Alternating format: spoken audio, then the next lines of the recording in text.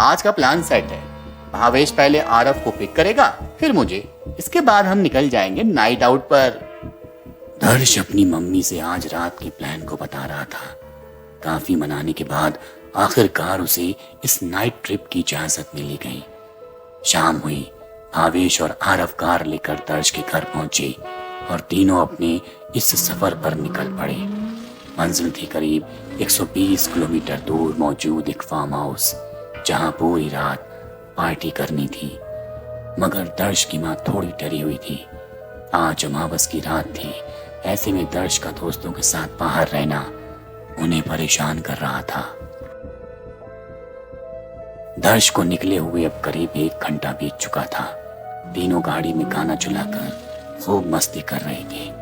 तभी भावेश बोला, यार बाथरूम जाना है, यही गाड़ी 1 मिनट के लिए रोक रहा हूं। इस पर आरव बोला, अरे फार्म हाउस अब 1 आधे घंटे ही है, वहीं कर लेना। नहीं भाई, आउट ऑफ कंट्रोल मामला है, उतरना पड़ेगा। ये बोलते हुए भावेश कार साइड में लगाकर रुक गया। दर्श और आरव कार में बैठकर उसका इंतजार कर ही रहे थे कि तभी अचानक उन्हें पुराना खंडहर हो चुका मंदिर दिखा। आरव बोला, वो देख भाई, क्या फिल्मी सीन है, बिल्कुल हॉरर। चल फोटो खींचते हैं। दर्श बोला, नहीं भाई, मम्मी ने मना किया था रात में इधर उधर भटकने से। अरे चल यार, कुछ नहीं होता। आरव ने उसे समझाया और जबरदस्ती अपने साथ उस मंदिर की तरफ चल दिया। दोनों अंदर दाखिल हुए। चारों तरफ घुप अंधेरा और अंधेरे के बीच पड़ी थी एक मूर्ति जो बेहद अजीब सी थी। उन्होंने उस कमरे में दाखिल होने की कोशिश की, मगर कमरे के बाहर मौजूद सलाखों ने उनका रास्ता रोक लिया। तभी आरव ने देखा कि उन सलाखों पर एक ताला लटका हुआ है जो लाल कपड़े में कैद है। आरव उसे तोड़ने में लग गया। दर्श ने इनकार किया, मगर तब तक ताला टूट चुका था। अब आरव ने कपड़ा हटाया और अचानक से एक जोरदार आवाज उन्हें सुनाई दी। मंदिर काफी पुराना था, लिहाजा ये कंकड़ पत्थर ढहने की आवाज मालूम हो रही थी। कमरे में अब आरव और दर्श थे, जिनको चारों तरफ से सर्द की अजीब से एहसास ने घेर रखा था। उनके कदम जैसे जैसे कमरे में रखी उस मूर्ति के करीब बढ़ते जा रहे थे। आसपास बहती हवाएं तूफान की शक्ल लेने लगी थी। कुछ वक्त बाद आलम यह था कि दोनों का वहां खड़ा होना भी नामुमकिन महसूस हो रहा था। तभी दोनों को भावेश का ख्याल आया। माहौल अब सन्नाटे की गर्द में डूबा हुआ था। तभी अचानक मंदिर की छत पर उन्हें भावेश की चीख सुनाई दी।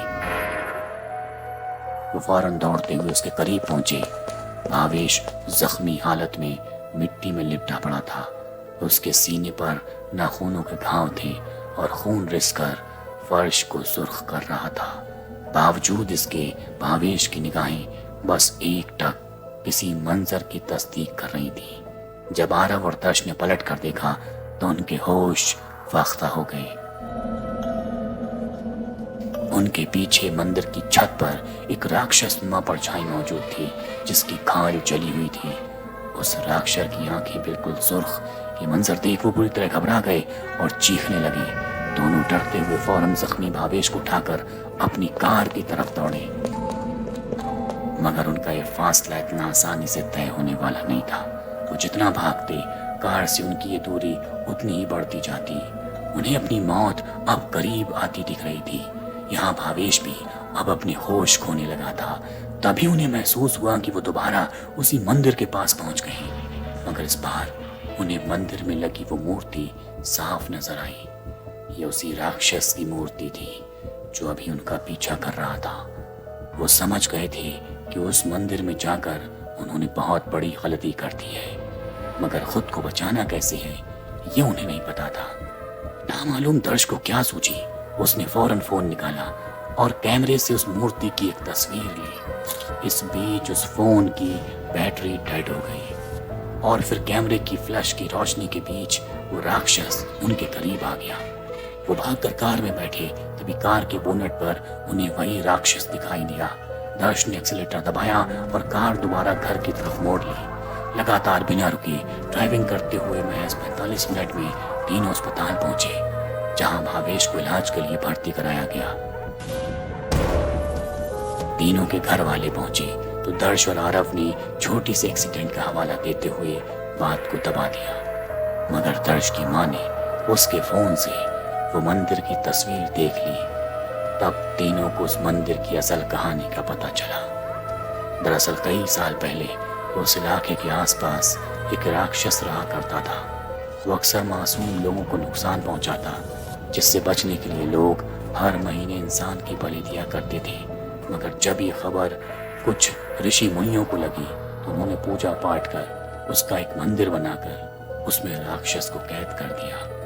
मगर आरव, दर्श और भावेश की गलती से वो राक्षस फिर से आजाद हो गया। लिहाजा एक बार फिर सालों पुरानी वो घटनाएं दोबारा शुरू होने जा रही हैं।